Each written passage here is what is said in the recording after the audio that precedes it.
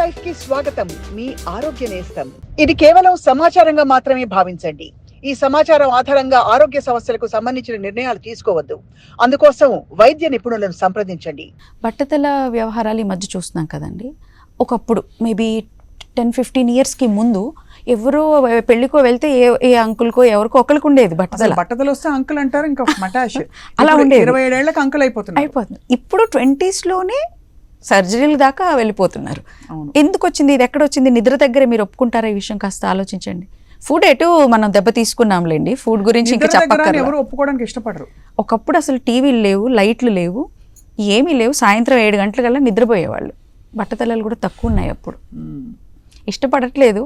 అయితే ఏంటంటే నిద్ర ఒక్కటే అని తీసుకోకపోయినా నిద్ర పోనంత వరకు మనం ఏం చేస్తున్నాం? లైట్ల కింద గడుపుతున్నాం. So we are doing everything to hurt and harm the body. Yes, the బాడీకి ఎలాంటి సంకేతాలు ఇస్తున్నాం? ఇది ఇంకా డే లైటే అన్న ఫాల్స్ సిగ్నల్స్ ఇచ్చి మొత్తం బాడీని తట్టి లేపుతున్నాం, లేపేస్తున్నాం. అండ్ ఎంతసేపు కార్టిజాల్, అడ్రినలిన్ ఇవే రిలీజ్ అవుతాయి. Exactly, you got the point.